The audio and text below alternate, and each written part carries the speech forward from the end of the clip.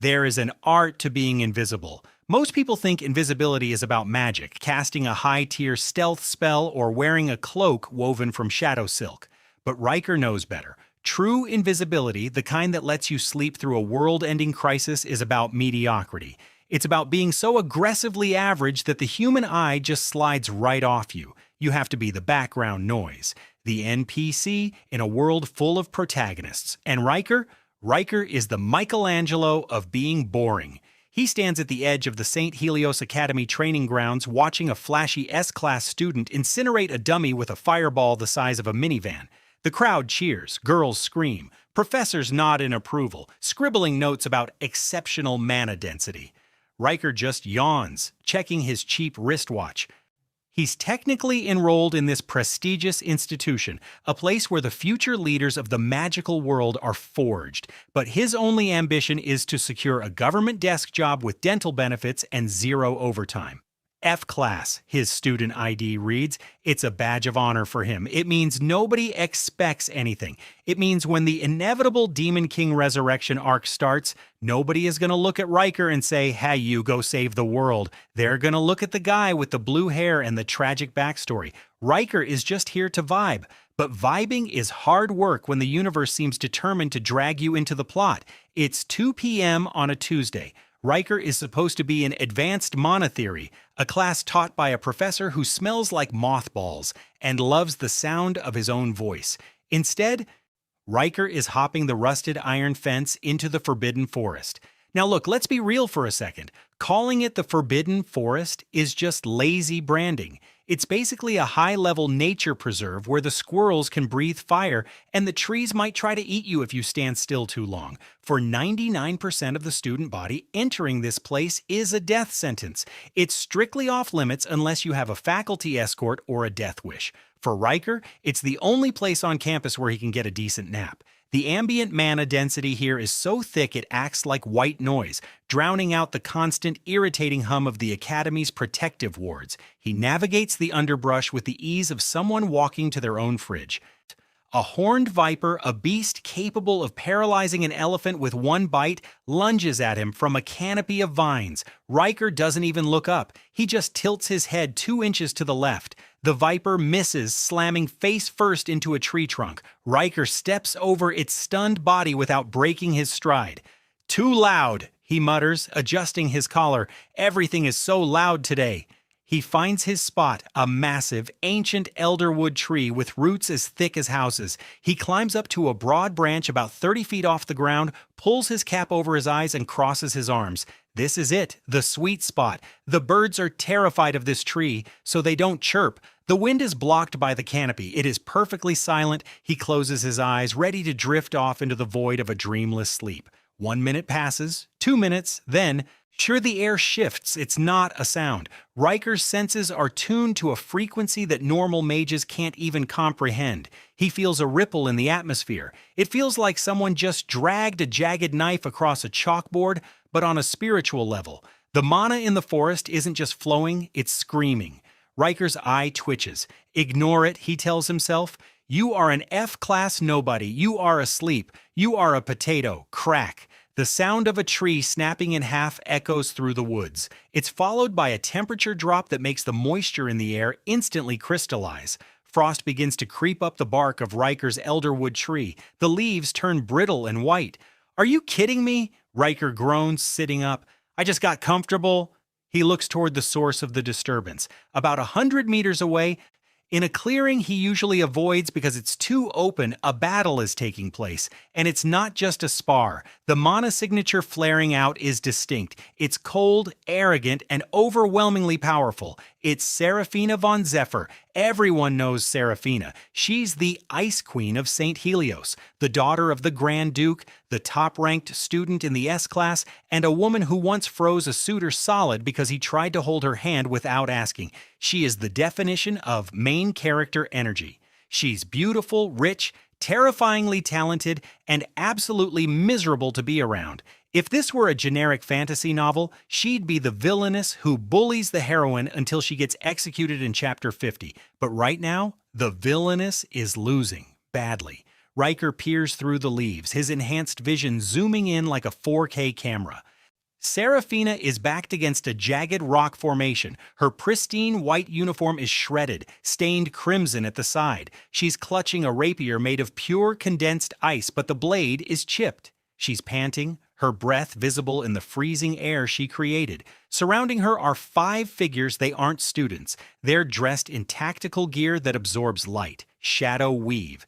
It's illegal, expensive, and exclusively used by the Black Lotus Guild, a notorious assassination ring. These guys are pros. They aren't here to bully her. They're here to erase her from the census.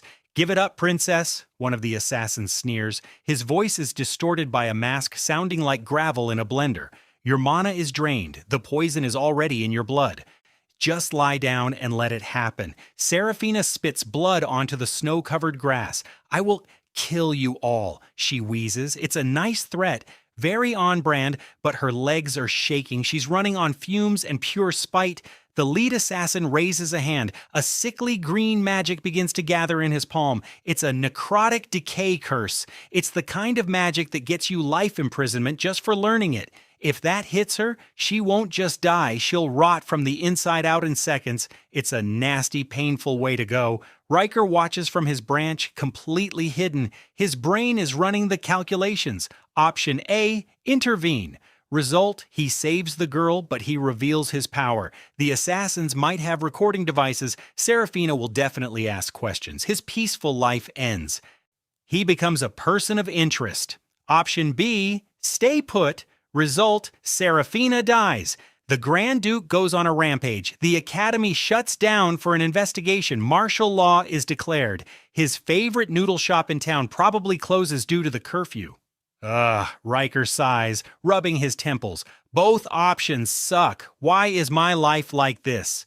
Down in the clearing, the assassin lunges. Die! The green curse flares, shooting towards Serafina like a venomous snake. She tries to raise an ice wall, but her mana circuits seize up. She collapses, her eyes widening as death rushes toward her face. She doesn't scream. She just freezes, accepting that this is how her story ends. Alone in the dirt, betrayed by her own guards, she closes her eyes, snap. The sound is crisp, sharp. It cuts through the roar of magic like a whip crack. Serafina waits for the pain. She waits for the rot to eat her skin. But nothing happens. She opens her eyes. Standing in front of her is a figure. He's wearing the standard male academy uniform, but it's disheveled, the tie loose, the blazer unbuttoned. He has a hood pulled up over a messy mop of hair and a low-level illusion spell blurring his facial features. But what shocks her isn't his appearance. It's what he's doing. He isn't casting a counterspell. He isn't holding a shield. He just slapped the curse away. Riker stands there, one hand in his pocket, the other extended in a lazy backhand motion. The lethal necrotic curse has been deflected into the ground 3 meters to the left, where it is currently dissolving a boulder into gray sludge. The assassins freeze. The leader stares at his own hand, then at Riker. What did you just do? Riker sighs again. It's the sigh of a man who has been asked to work on his day off. "You guys are so noisy," he says. His voice is deep, altered by mana, to sound vibrating and indistinct. "Do you have any idea how hard it is to find a good nap spot around here? You're ruining the feng shui." Serafina stares at his back. He's tall. His posture is relaxed, almost bored. The aura radiating off him is terrifyingly contained. Usually strong mages leak power like a broken faucet. This man feels like a void, a black hole. He's holding back an ocean of mana so effortlessly that it's actually insulting.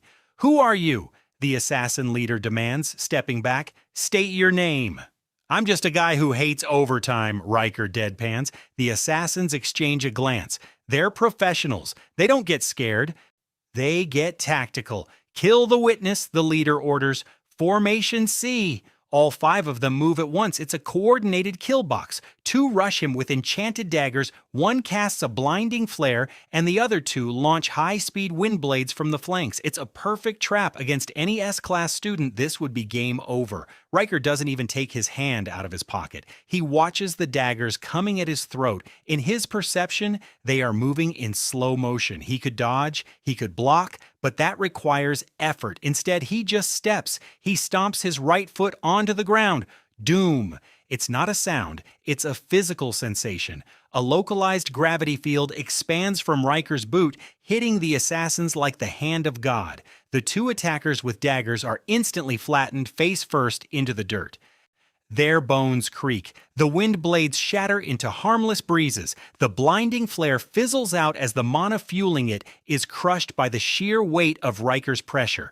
The remaining three assassins drop to their knees, gasping. It feels like the atmosphere has turned into lead. They can't lift their heads. They can't chant. They are pinned by raw, unfiltered dominance. Riker stands amidst the groaning bodies, looking unimpressed.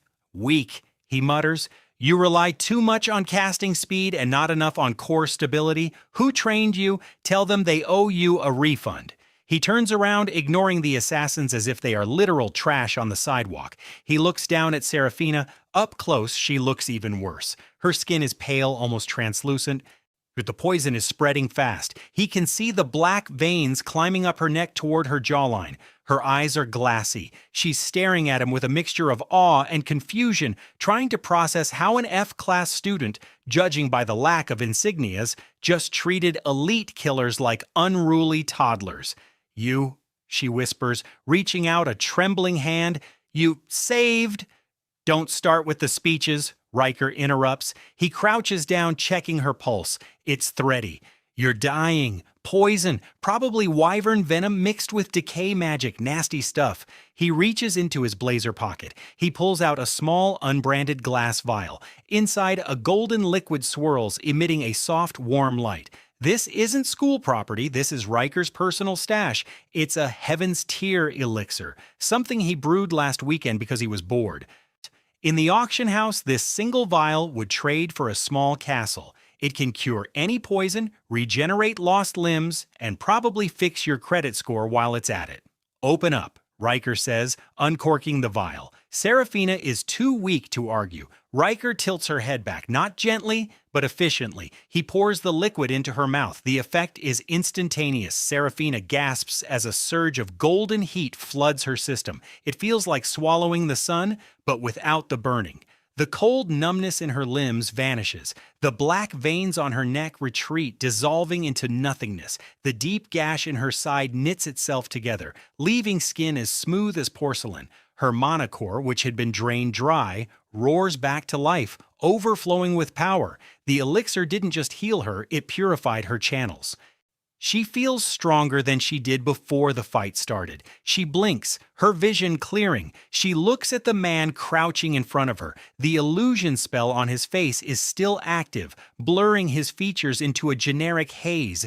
But she can see his eyes. They are dark, deep, and utterly indifferent. He isn't looking at her like she's Serafina von Zephyr, the Grand Duke's daughter. He isn't looking at her with lust or greed. He looks at her like she's a stray cat he just fed and now wants to shoo away.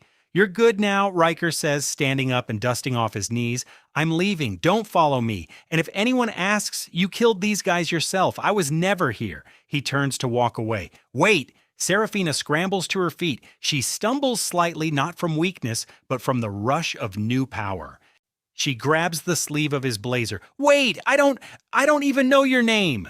Riker stops. He looks down at her hand gripping his sleeve. He feels a headache coming on. This is exactly what he didn't want. Connection, entanglement. He gently peels her fingers off his jacket. "My name doesn't matter," he says coolly. "I'm just a background character. Forget you saw me." And then he triggers flash step. There is no chant, no build-up. 1 second he is there, solid and warm. The next, there is a pop of displaced air and he is gone. Serafina is left standing alone in the clearing. The 5 assassins are unconscious in the dirt around her, groaning in pain. The wind rustles the leaves. Silence returns to the forest. But the silence inside Serafina is gone. She stands there staring at the empty space where he stood.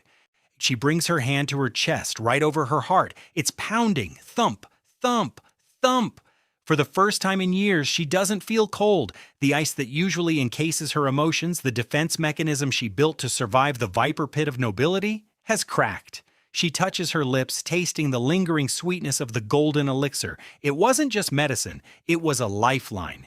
He gave her a treasure worth a kingdom and asked for nothing in return. He called himself a background character. He dismissed her like she was nothing, yet he saved her with a power that eclipsed anything she had ever seen. A slow, terrifying smile spreads across Seraphina's face. It's not the smile of a grateful victim. It's the smile of a predator who has finally found prey worth hunting. Her eyes, usually a cold, flat blue, are now burning with a manic intensity. "Forget you," she whispers to the wind. She laughs, a low, breathy sound that would make a sane man run for the hills. "You think you can save me, hold me, and then just tell me to forget you?" She looks at the unconscious assassins. She kicks the leader in the ribs hard. He groans. "Wake up," she orders, her voice dripping with command. "You're going to tell me everything you saw, every detail about him, his height, his voice, the smell of his mana." She turns back toward the academy, her fists clenched. The obsession takes root instantly, deep and twisted. "You can hide, my mysterious savior," Seraphina declares, her aura flaring up, freezing the grass around her feet. "But I will find you. I will turn this entire school upside down. I will burn the world if I have to. You gave me my life back. So now your life belongs to me." Somewhere half a mile away, Riker is sprinting back toward the dorms, looking forward to a cold soda. He shivers suddenly, a chill running down his spine that has nothing to do with the weather. "Why do I feel like I just made a terrible mistake?" he wonders aloud. He has no idea. The mob life he cherishes so much died the moment he stepped into that clearing. The Villainess isn't just alive. She's in love, and she is absolutely, terrifyingly insane. The atmosphere at the Arcadia Academy for Magic was suffocating, and that wasn't just a metaphor. You have to understand the hierarchy here because it's not just about grades. It's about blood. It's about mana capacity. It's about whether your daddy owns a small country or a turnip farm. At the very top, you have the S-class elites, like Seraphina von Zephyr, who basically walk around radiating nuclear energy. And at the bottom, you have the F-class, the dirt, the extras, the NPCs that exist solely to get dunked on by the main cast. Riker was sitting in the back of the F-class lecture hall trying his absolute hardest to be invisible. That was his whole strategy. Be mediocre, be boring, be the background character that nobody remembers 5 seconds after looking at him. He was doing a damn good job of it too until the air in the room suddenly got heavy, like gravity just decided to double down on everyone's shoulders. You know that feeling when you walk into a room and realize you definitely shouldn't be there? That was the vibe everyone in F-class was feeling right now, but it wasn't them walking into the wrong room. It was the person standing in the doorway. Seraphina von Zephyr stood there. The silence was loud. It was the kind of silence that screams. This girl was the Villainess of the Academy. She was beautiful in that terrifying way that makes you want to run for your life rather than ask for her number. Silver hair that looked like it was spun from starlight, and eyes that were cold enough to freeze hell over. She wasn't just high maintenance, she was high danger. Riker felt a cold sweat prickling the back of his neck. He kept his head down, staring at his desk like it held the secrets of the universe. Don't look up, don't make eye contact. If I don't move, she can't see me. It was the T-Rex strategy, usually pretty solid, but Seraphina wasn't looking for movement. She was looking for a signature. See, in this world, mana isn't just fuel, it's a fingerprint. Every mage has a unique resonance, a specific frequency that hums in the air around them. Most people can't sense it unless they're actively casting, but Seraphina was a monster. She was an anomaly. She could taste mana in the air like a shark smells blood in the water, and right now she had the scent of the person who saved her life. She took a step into the classroom. The floorboards didn't creak. They wouldn't dare. While the F-class instructor, a nervous little man who looked like he was one bad grade away from a heart attack, dropped his chalk. He started stammering something about being honored by her presence, but Seraphina walked right past him. She didn't even acknowledge his existence. To her, he was just furniture. Her heels clicked against the stone floor. Click, click, click. It sounded like a countdown. Riker's heart was hammering against his ribs. Why is she here? There's no way she knows. I was masked. I suppressed my aura. I was a ghost. He was spiraling. He was panicking. But on the outside, he looked bored. Dead eyes, slumped posture, the picture of apathy. Seraphina stopped, right in front of his desk. The entire class was holding its breath. You could hear a pin drop in the next kingdom. The students were looking back and forth between the Duke's daughter and the F-class loser, wondering if they were about to witness an execution. Honestly, they probably were. "Found you," she whispered. It wasn't a question. It was a verdict. Riker looked up slowly, trying to channel every ounce of confusion he could muster. "Can I help you?" he asked. His voice was steady, but internally he was screaming. Serafina narrowed her eyes. She slammed her hand down on his desk. The wood groaned under the pressure of her reinforced strength. "Don't play dumb with me. I know your mana, I know your resonance. It's disgusting, it's chaotic, and it's the only reason I'm still breathing." She leaned in close, way too close. Her face was inches from his, and he could smell the faint scent of winter roses and ozone. It was intoxicating and terrifying. "You saved me," she hissed. "Now take responsibility." The class gasped. A collective, "What the actual hell?" rippled through the room. Riker blinked. "Responsibility? Lady, I think you have the wrong person. I'm F-class. I can barely light a candle without passing out. Saving people isn't really in my job description."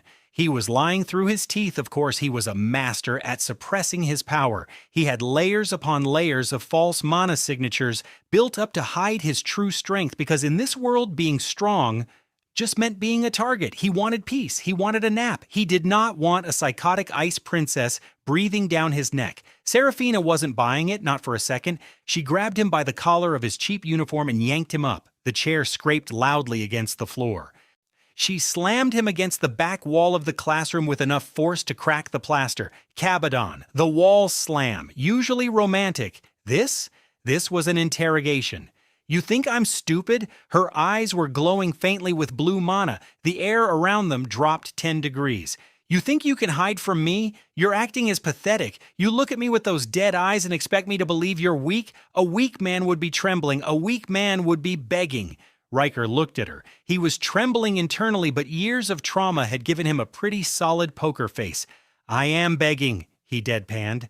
"Please don't kill me." "I don't want to kill you," she shouted. The windows rattled. "I want you to marry me." Silence. Absolute silence. Then chaos. "Excuse me?" Riker choked out. "Marriage? We skipped a few steps. What happened to coffee or dating or just knowing my name?" "I don't need to know your name to know you're worthy," Serafina declared. She released him, but she didn't step back. She kept him pinned with her presence. "You defeated the Void Beast. You tanked a hit that would have vaporized a battalion of knights, and then you vanished. You left me there." Her voice cracked slightly, a tiny glimpse of vulnerability buried under layers of arrogance. "You left me in debt. The House of Zephyr does not leave debts unpaid." "So the payment is marriage?" Riker asked incredulously. "That sounds more like a punishment." "For you, maybe," she scoffed. "For me, it's security. You're strong. You're the only one strong enough to stand beside me. Everyone else is trash." She gestured vaguely at the rest of the class, who were all currently trying to merge with their desks. "Look at them. Pathetic. Weak. They breathe my air and waste my time. But you?" She looked him up and down like he was a prime cut of steak. "You're hiding a monster inside that cheap suit." Riker sighed. He rubbed his temples. This was a disaster. "Look, Lady Serafina, I'm flattered, really, but I think you're projecting. I'm Riker, just Riker. I got a D in mana theory. I trip over my own feet. I'm not the guy you're looking for." Serafina stared at him. She analyzed him. And then she smiled. It wasn't a nice smile. It was the smile of a predator that just realized the prey is trying to be clever. "You're doing it again," she whispered, her eyes gleaming with a twisted sort of admiration. "That apathy. That utter lack of concern for my status. You're treating me like a nuisance. No one treats me like a nuisance. They fear me or they worship me." She placed a hand on his chest right over his heart. "You just want me to leave." "Yes," Riker said honestly. "I really do." "That means you're not afraid," she concluded. Her logic was completely broken, but in her head it made perfect sense. "You're confident enough to reject me, which means you are exactly who I said you are." She turned around and faced the class. Her demeanor shifted instantly from obsessive suitor to imperious queen. "Listen up, trash heaps," she announced. Her voice projected without magic, filling the room with command. "I am transferring to this class effective immediately. The instructor fainted, actually hit the floor. Nobody moved to help him. You can't just transfer, Riker argued, trying to salvage his peaceful life. This is F class. It's for remedial students. You're the top of the S class. The administration won't allow it. I bought the building, Serafina said casually, and I threatened to burn down the administration office if they didn't process the paperwork. It's done. She walked over to the empty desk next to Riker's. There was a student sitting there, a guy named Steve. Steve was currently vibrating with fear. Move! Serafina said. Steve didn't just move. He launched himself out of the chair and scrambled to the back of the room like his life depended on it, which it probably did. Serafina sat down. She crossed her legs elegantly and rested her chin on her hand, staring unblinkingly at Riker. We have class together now. Isn't that nice? Riker groaned, and he put his head in his hands. This is a nightmare. It's a courtship, she corrected, and I always get what I want. The bell rang. It was the only thing that saved the tension from snapping the room in half, but the day was just starting. Lunch was worse. Riker tried to hide in the cafeteria. He found a secluded table in the corner, hoping to eat his dry sandwich in peace. But peace was a concept that no longer applied to him. A shadow fell over his table. It wasn't Serafina this time. It was worse. It was Brad. Brad was a C-class noble with a chin that was weaker than his fire magic and an ego the size of the moon. He had 2 goons behind him because of course he did. Generic bullies always travel in packs. So, Brad sneered, slamming his hand onto Riker's table. You're the charity case Lady Serafina is pitying today, huh? Riker didn't look up. He just wanted to eat his sandwich. Go away, Brad. I'm not in the mood. Not in the mood? Brad laughed. It was a grating sound. You think because the villainess looked at you, you're special? She's just bored, Riker. She's playing with her food. But me? I don't like trash acting like treasure. Brad's hand started to glow. A small fireball formed in his palm. It was weak, pitiful magic, but dangerous enough at close range. I think you need a reminder of where you belong. Riker sighed. He calculated the trajectory. He could dodge. He could counter. But if he countered, he'd reveal his strength. He had to take the hit. He braced himself, preparing to let the fireball singe his uniform, but the heat never came. Instead, the temperature in the cafeteria plummeted. Frost began to creep across the tables. Breath turned to vapor. Is there a problem here? The voice was soft, but it carried the weight of a guillotine. Serafina was standing behind Brad. She wasn't glowing. She wasn't casting. She was just existing, and the sheer pressure of her mana was crushing Brad into the floor. Brad turned around pale as a sheet. Lady Serafina, I was just teaching this commoner some manners. He was disrespecting you by existing in your presence. Is that so? Serafina tilted her head. She looked at Riker, who was calmly eating a chip. Then she looked back at Brad. He is my fiancé. The cafeteria went silent. Forks dropped. Jaws hit the floor. Even the lunch lady stopped serving slop. Fiancé? Brad squeaked. Did I stutter? Serafina raised a hand. Mana condensed in the air, forming a dozen jagged spears of ice. They hovered inches from Brad's face. You are threatening my future husband. You are threatening the future Duke of Zephyr. That sounds like treason to me. I didn't know, Brad wailed, dropping to his knees. Please, mercy. Riker, Serafina said, not looking away from the sobbing bully. What should I do with him? Should I freeze his blood, shatter his mana circuits, or maybe just remove his tongue so he can never cast an incantation again? She wasn't joking. That was the scary part. She was offering these options like a menu at a restaurant. Riker swallowed hard. Let him go, he said. He's an idiot, not worth the mana. Serafina smiled. Merciful, I like that. It shows nobility. She waved her hand and the ice spears vanished. Then she backhanded Brad with a wave of compressed air, sending him flying across the cafeteria. He crashed into a stack of trays and didn't get up. Trash took itself out, she muttered. She sat down opposite Riker. She snapped her fingers. Immediately, a line of servants appeared out of nowhere. They weren't academy staff. They were Zephyr household staff. They swarmed the table, replacing Riker's sad sandwich with a 5-course gourmet meal. Lobster, steak, wine that cost more than Riker's entire village. Eat, Serafina commanded. You're too skinny. If you're going to bear my airs, you need stamina. Riker choked on his water. Airs? Can we please stop escalating? I haven't even agreed to the first part yet.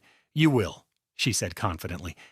She reached into her pocket, which was actually a dimensional storage artifact, and pulled out a box. She slid it across the table.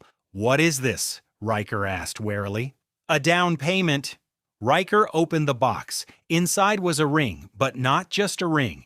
It was a monostone the size of a pigeon egg pulsing with ancient energy. It was an artifact, an S-rank defensive relic capable of generating a barrier that could withstand a dragon's breath. This is worth a national budget, Riker whispered. His hands were shaking. I can't take this. It's trash, Serafina dismissed. I have 10 of them. Wear it. If you get scratched, it reflects poorly on me. I am not wearing a national treasure on my finger. Then wear it on a chain, she countered. I don't care, just take it and this. She pulled out a sword, a literal sword. In the middle of the cafeteria. Mithril alloy, enchanted with haste and sharpness. Take it. I don't use swords. Learn. She kept pulling things out, a cloak of invisibility, a grimoire of forbidden spells, a deed to a castle in the mountains. The pile on the table was growing higher and higher, burying Riker's lunch. Serafina, stop! Riker shouted. You can't just buy a person. I'm not buying you, she said, her eyes flashing. I'm equipping you. This is war, Riker. War against who? Everyone.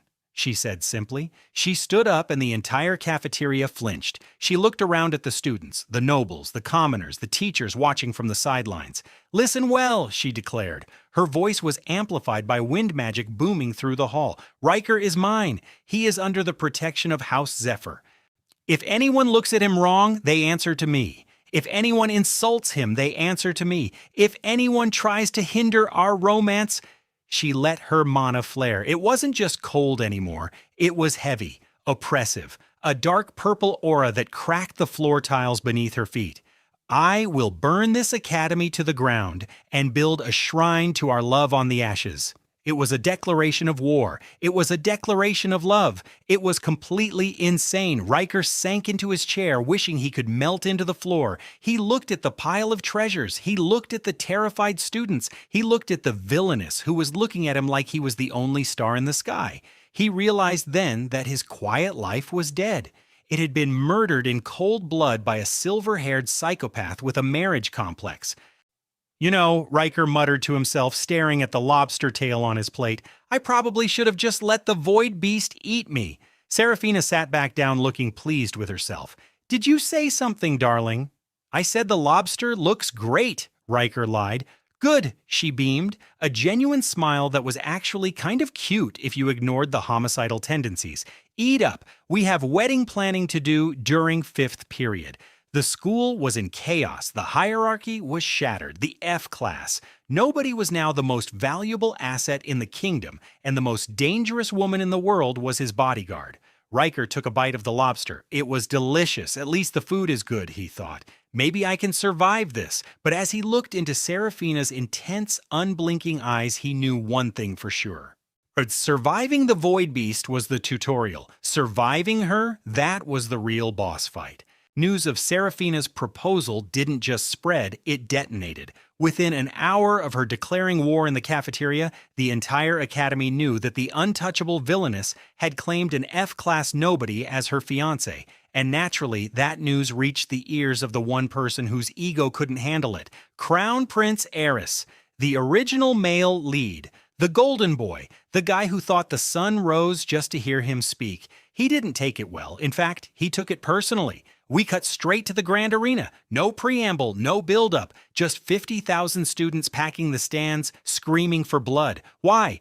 Because the prince had invoked the right of challenge. He was convinced, absolutely 100% certain, that Riker had used some dirty, underhanded dark arts to brainwash Serafina.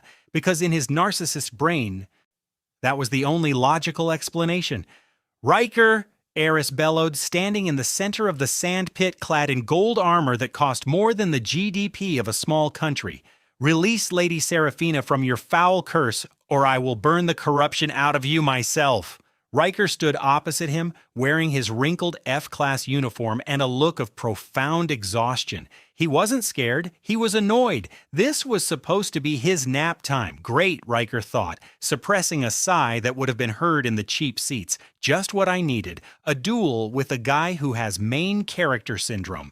He glanced up at the VIP box. Serafina was there, sitting on a velvet throne like a queen of ice. She wasn't looking at the prince, she was staring at Riker with that intense, unblinking predator gaze.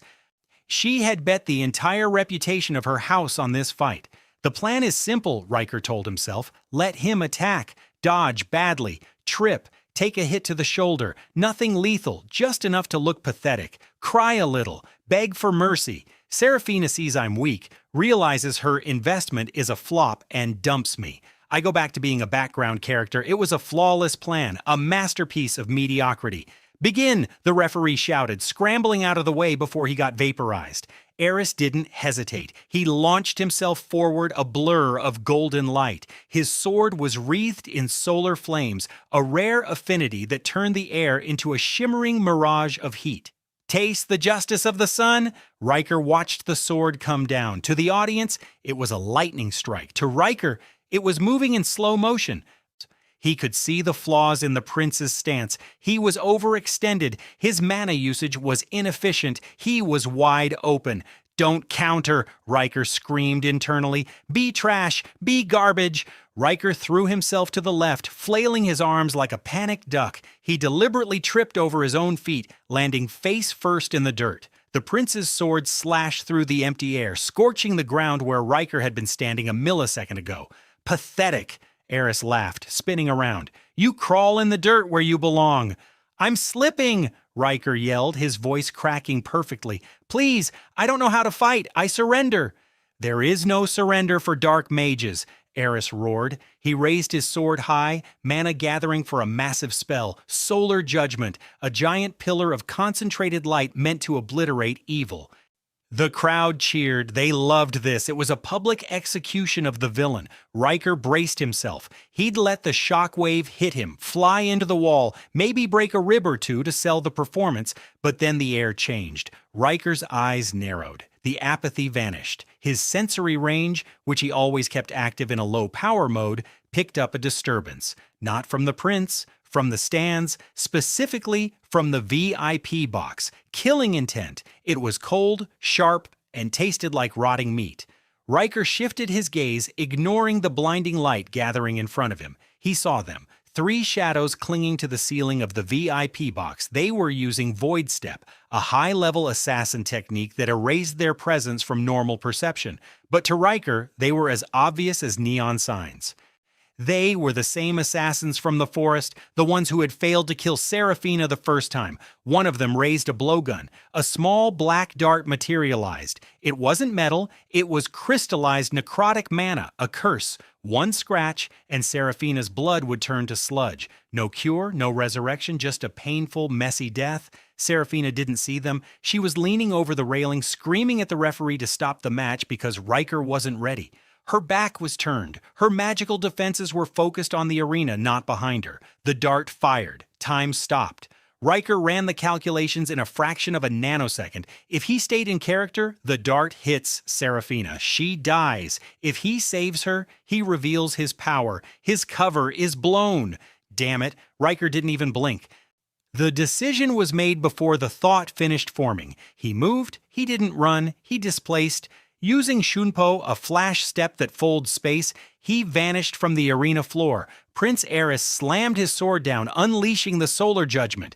The beam of light blasted the sand, creating a massive crater and sending a shockwave rippling through the stadium. I got him, the prince shouted triumphantly. He hit nothing but dust.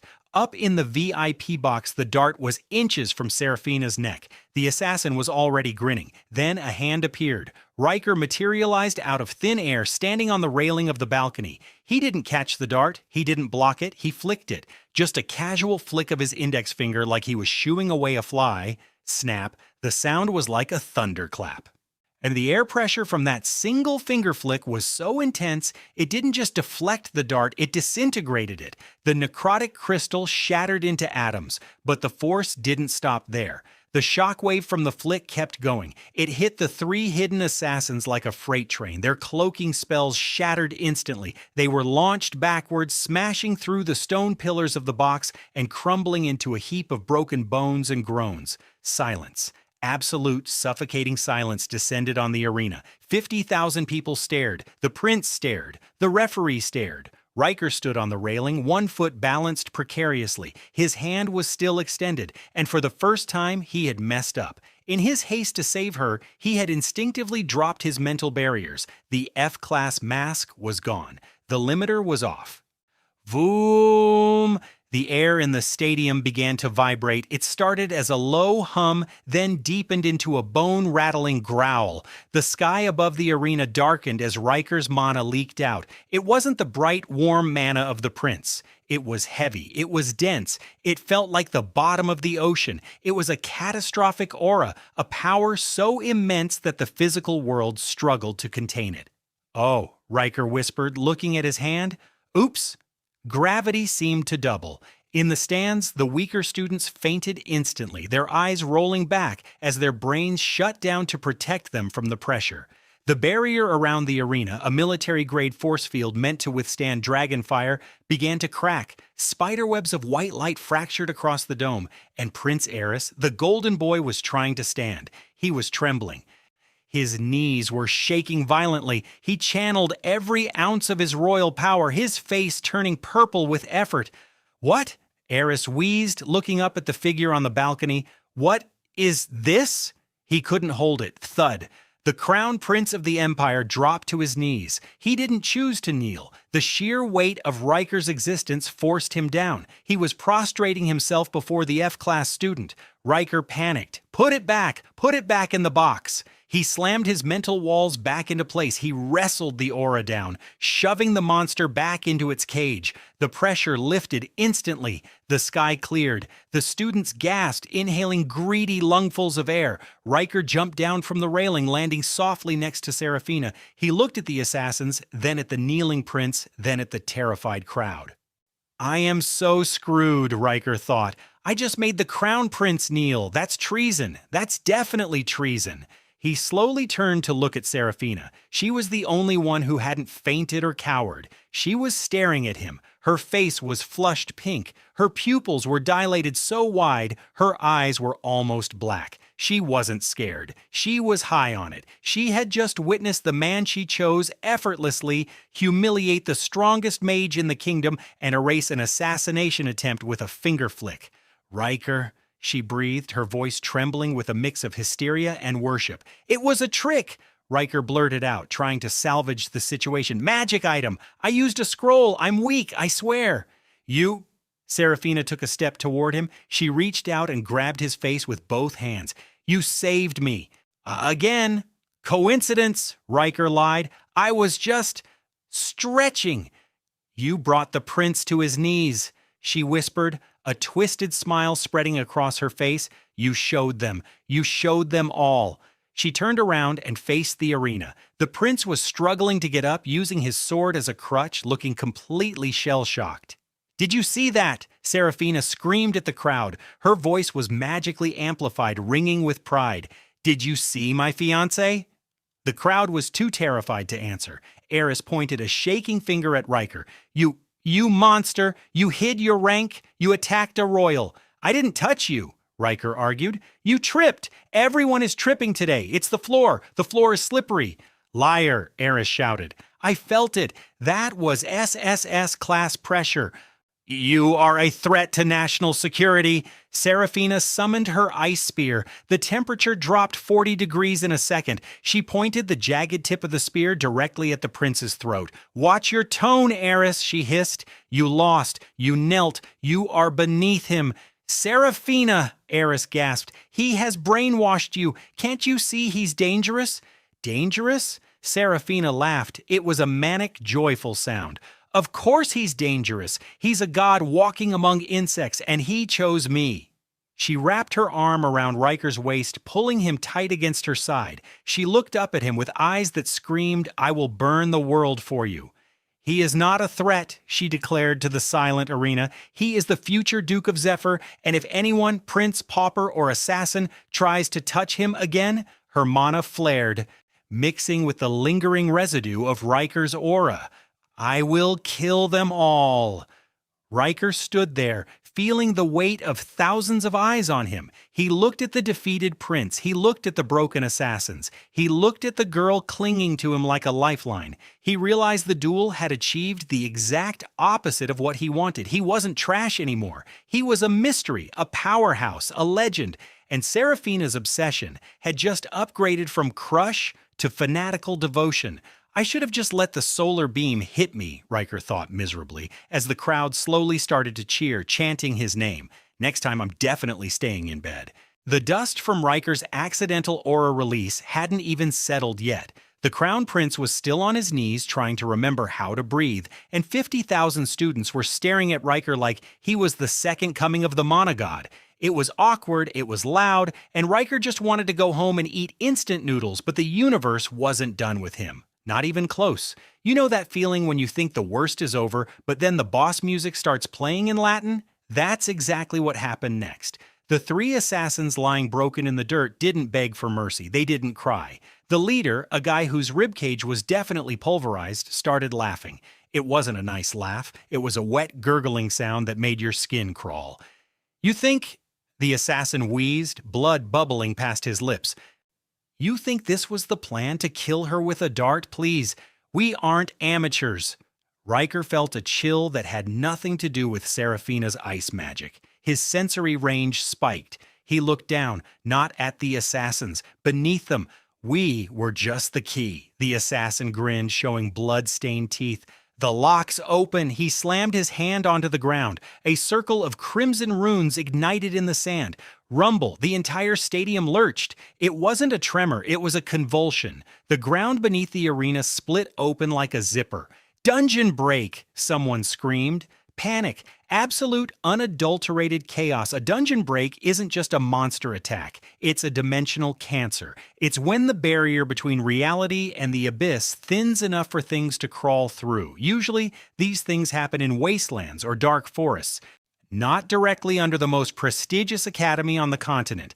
A massive hand clawed its way out of the fissure. It was black, not just dark, but void black. It absorbed the light around it. Then came the head. It was a nightmare made of chitin and hate. An abyssal gorger, an ancient beast that hasn't been seen since the Dark Ages. This thing didn't just eat meat. It ate lineages. It roared, and the sound shattered every glass window in a 5-mile radius. The professors, those high and mighty academics who spent their days lecturing about mana theory, froze. They were useless. They were scholars, not soldiers. They stood there gaping as the gorger pulled its massive, multi-limbed body out of the earth. It towered over the stadium, casting a shadow that swallowed the sun. "It's here for her," Riker realized. The monster didn't look at the screaming students. It didn't look at the prince. Its many eyes, too many eyes, locked instantly onto the VIP box, onto Seraphina, the Zephyr bloodline. That was the target. The assassins hadn't just tried to snipe her. They had summoned a predator evolved specifically to hunt her family's mana signature. "Protect the students!" a teacher yelled, firing a pathetic fireball that bounced off the gorger's shell like a spitball. The gorger ignored it. It raised a massive claw and smashed the teacher into the stands. Seraphina didn't run, because of course she didn't. She was the Villainess. She stood on the edge of the broken balcony, her silver hair whipping in the wind. She looked terrified, yes, but she also looked furious. "You dare?" she screamed at the monster. "You dare interrupt my engagement?" She unleashed a torrent of ice, glacial lance. Massive spikes of frozen mana slammed into the beast. It was S-class magic. It would have leveled a fortress, but against an abyssal horror, it was just annoying. The Gorger swatted the ice away, shattering it into snow. It opened its maw, charging a beam of necrotic energy. It was going to vaporize the entire VIP section. Riker watched from the arena floor. He had a choice, a very clear choice. He could use the chaos to slip away. He could grab a cloak, blend into the fleeing crowd, and disappear. The school would fall, Seraphina would die, the prince would probably get eaten, but Riker would be safe. He could find a quiet farm somewhere and grow potatoes. He took a step back toward the exit. Then he looked up. He saw Seraphina. She wasn't backing down. She was casting shield after shield, layering defenses over herself, but he could see her hands shaking. She knew she couldn't win. She was going to die fighting because that's who she was. Damn it, Riker thought. She's really going to make me work today. He stopped. He turned around. I hate this school, Riker muttered. I hate the uniforms, I hate the food, and I really hate overtime. He reached into his core. He didn't just open the door this time, he kicked it off the hinges. Riker didn't jump, he launched. The ground beneath him exploded as he propelled himself upward. He moved so fast he broke the sound barrier, appearing instantly between Seraphina and the monster. The Gorger fired its beam, a torrent of black death. Riker raised one hand. Gravity magic event horizon. He didn't block the beam, he bent it. He warped the space in front of him, creating a singularity the size of a coin. The necrotic energy hit the gravity well and curved, shooting harmlessly into the sky where it dissipated. The Gorger paused. It seemed confused. Its food wasn't supposed to fight back like that. Hey, ugly, Riker said, floating in the air. His eyes were glowing that deep, terrifying violet again. You're trespassing! Seraphina stared at his back. She saw the way the air distorted around him. She felt the gravity pressing down on her skin, heavy and protective. Riker? She whispered. Seraphina, Riker said without looking back. Can you freeze it? What? The monster. Can you freeze it? Not just the outside, the cells, the blood, everything. Seraphina blinked. Then she smirked. It was a feral look. I can freeze time itself if I have to. Good, Riker said. I'll hold it down. You put it on ice. This wasn't a conversation between a noble and a commoner. This was a war council between two monsters. Riker clenched his fist. Gravity magic, 1,000 times press. He slammed his hand downward. The air screamed. The Gorger, a creature the size of a skyscraper, was flattened. It was like an invisible hand of God had just swatted a mosquito. The beast slammed into the arena floor, cracking the bedrock. Its shell buckled. Its legs splayed out. It shrieked in agony as its own weight turned against it. Now, Riker commanded. Seraphina didn't hesitate. She poured every ounce of her mana into one spell. She didn't use a chant. She just screamed her intent into reality. Absolute zero. A wave of white struck the pinned monster. It wasn't just cold. It was the absence of heat, the absence of life. The Gorger stopped shrieking instantly because its vocal cords froze solid. The black chitin turned white. The necrotic energy crystallized. In 3 seconds, the abyssal horror was gone. In its place stood a magnificent, terrifying statue of ice. The silence returned. But this time, it was different. It wasn't fear. It was awe.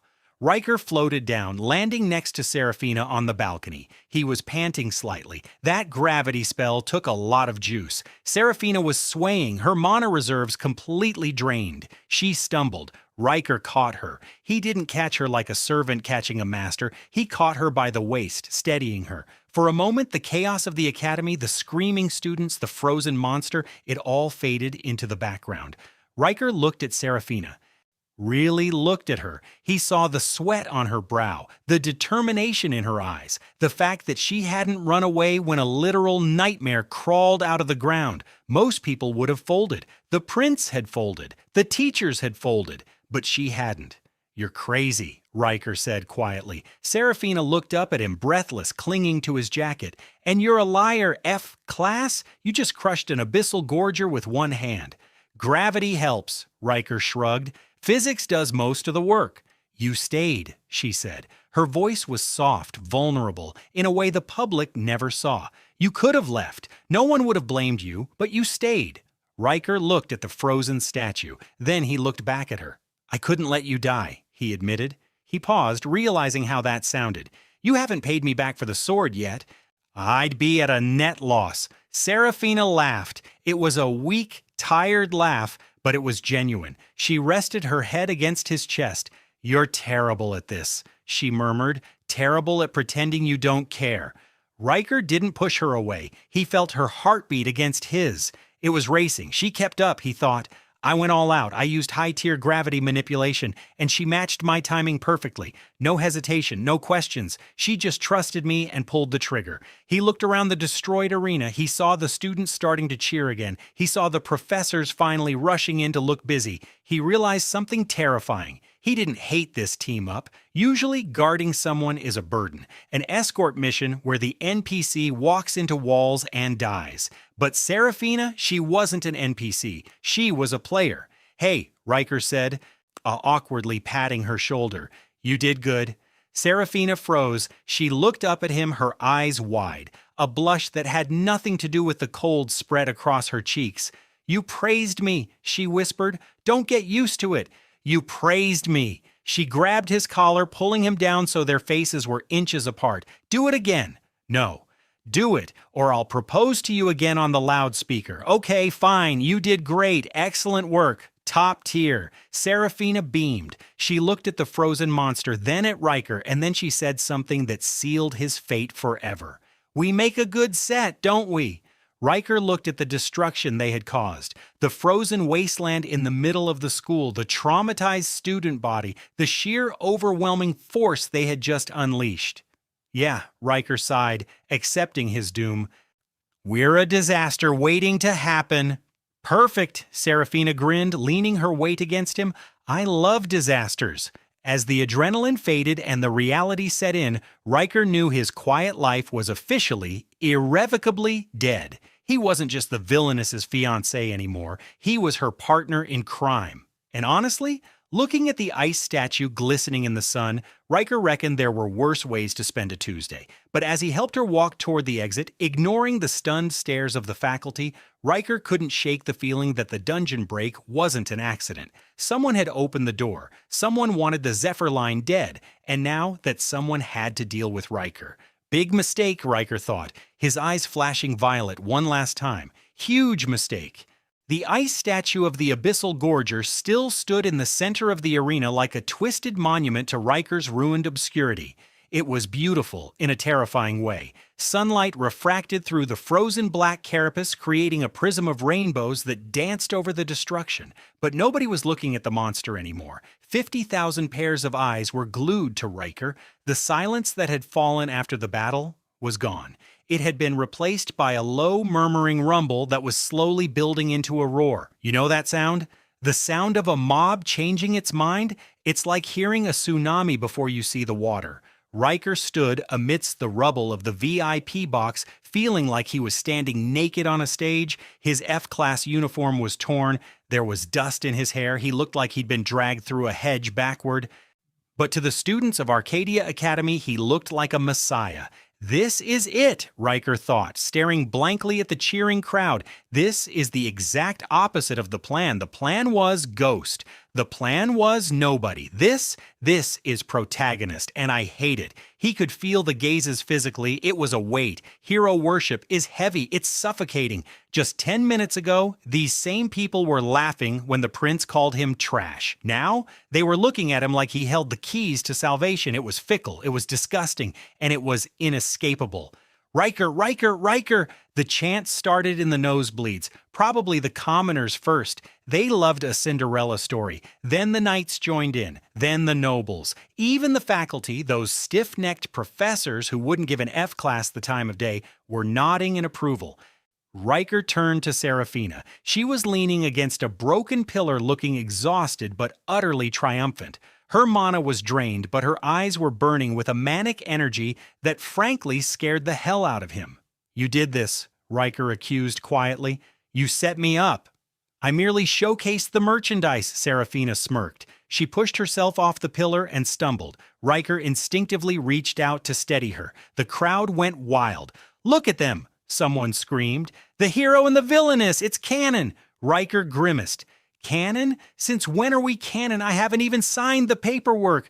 "Details," Seraphina waved a hand dismissively. She straightened her posture, summoning that imperious noble bearing that she wore like armor. She turned to the crowd. She didn't need a microphone.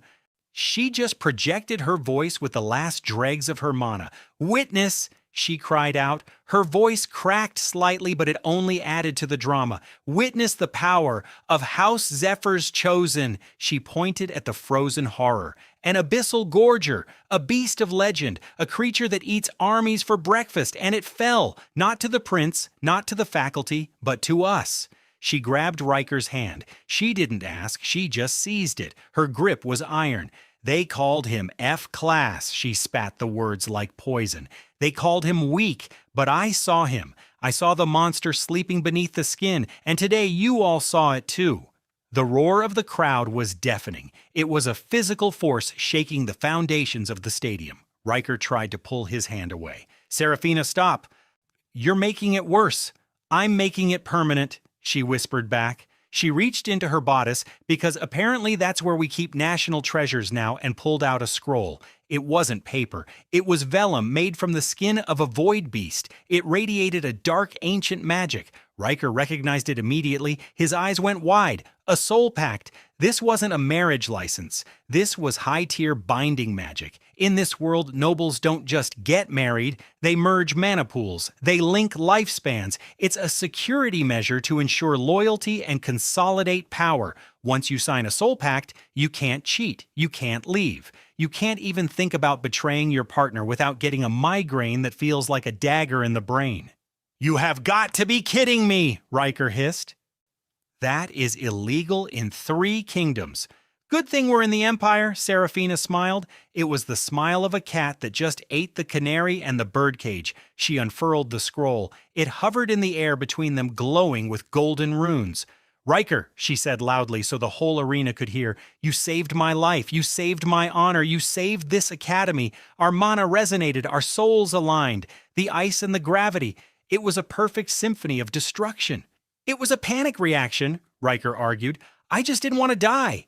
"Modesty," Seraphina swooned. "So heroic." She bit her thumb. A drop of bright red blood welled up. She pressed it against the scroll. The runes flared red. "I, Seraphina von Zephyr, pledge my soul, my house, and my mana to Riker. I claim him as my shield, my sword, my husband." She looked at him. The crowd went silent. The pressure was on. "Riker," she said softly, "accept it. If you walk away now, the royal family will hunt you. The Shadow Hand assassins will hunt you. You revealed your power. You are a threat to the balance of the world. Alone, you are a target. With me, you are a king." Riker looked at the scroll. He looked at the blood. He knew she was right. That was the annoying part. He had exposed himself. He had used gravity magic, a lost art. He had displayed SSS-Rank mana capacity. If he walked out of this arena as a free agent, every faction on the continent would try to either recruit him or kill him. Mostly, kill him. The royal family wouldn't tolerate an unknown variable walking around unchecked. The church would call him a heretic. The abyss cults would try to sacrifice him. But if he was a Zephyr? If he was the fiancé of the Duke's daughter, he gained political immunity. He gained a fortress. He gained an army of lawyers. It was a trap, a beautiful gilded trap. "I hate politics," Riker grumbled.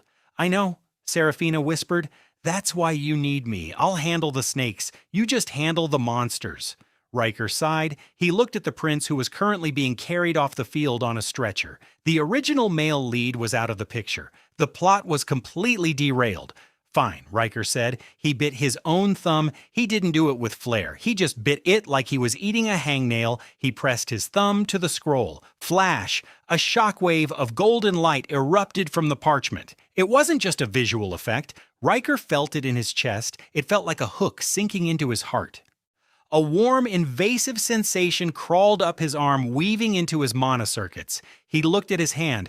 A mark appeared on his ring finger. It wasn't a tattoo. It was mana burned into the skin. A stylized crest of House Zephyr entangled with a gravity rune.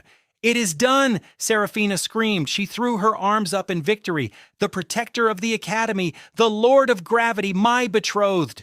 The crowd lost their minds. People were crying, actual tears. It was mass hysteria. Meanwhile, in the royal palace overlooking the capital, the mood was very different. King Ethelgard sat on his throne staring into a scrying crystal. His face was pale. Beside him, the royal magician was trembling. "Did you see that?" the king whispered.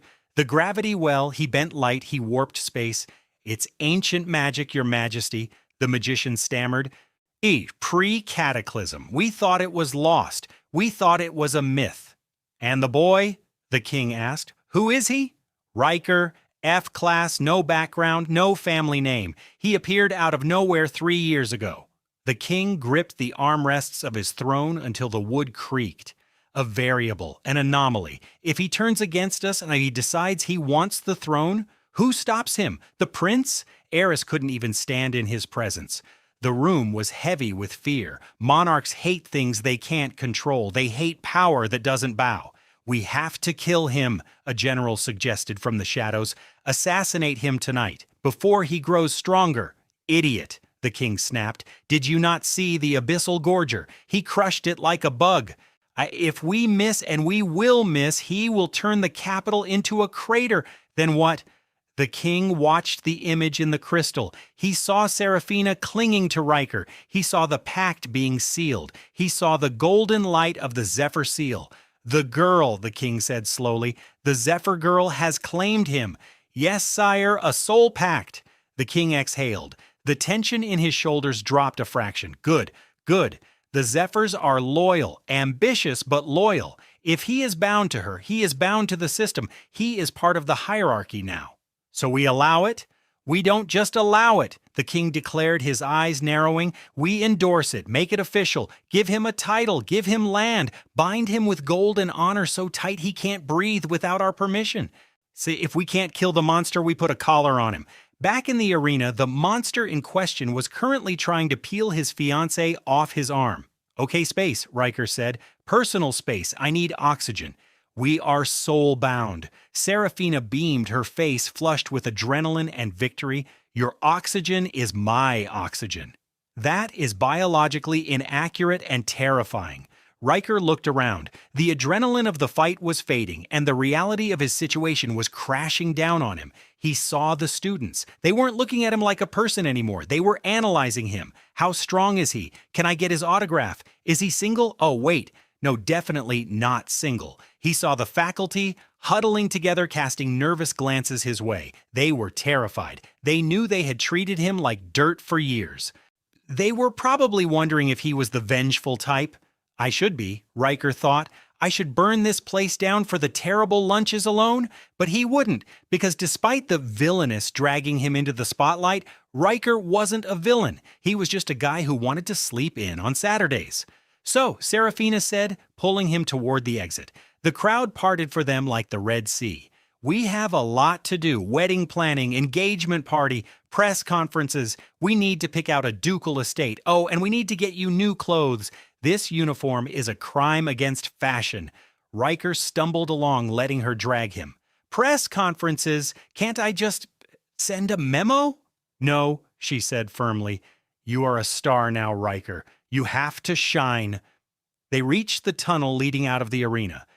The shadows of the tunnel swallowed them, hiding them from the prying eyes of the mob. For a second, the noise dampened. It was just the two of them. Riker stopped. He pulled his hand free. Seraphina turned to look at him. For a moment, the mask slipped. The imperious, villainous facade cracked, and he saw the girl underneath. She looked scared. She looked like she was waiting for him to yell at her, to reject the pact, to tell her she was crazy. "You really think we can pull this off?" Riker asked. His voice wasn't angry, just tired. "The world wants to eat us, Riker," she said softly. "The abyss wants my blood. The king wants your power. We are surrounded by wolves." She stepped closer. She reached up and fixed his collar, brushing the dust from his shoulder. "But you and me?" She looked up at him with those intense, unnerving eyes. "We are the monsters the wolves tell stories about to scare their cubs."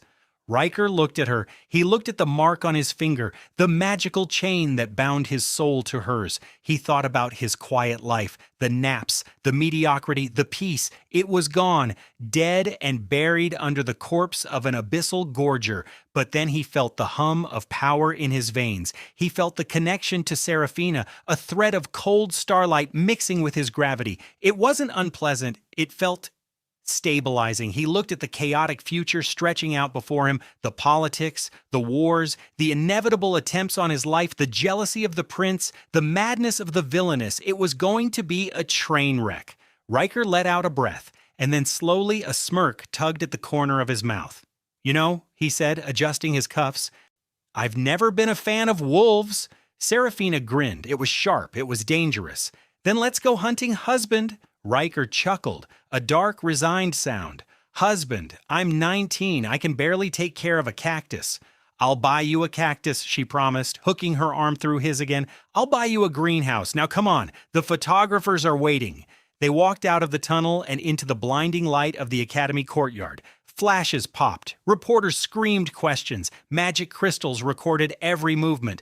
Riker didn't slouch this time. He didn't hide. He stood tall. He let his violet eyes glow just a little bit, enough to remind everyone exactly who had crushed the monster. He was Riker, the F-class failure, the hidden king, the villainess's fiancé. His quiet life was over.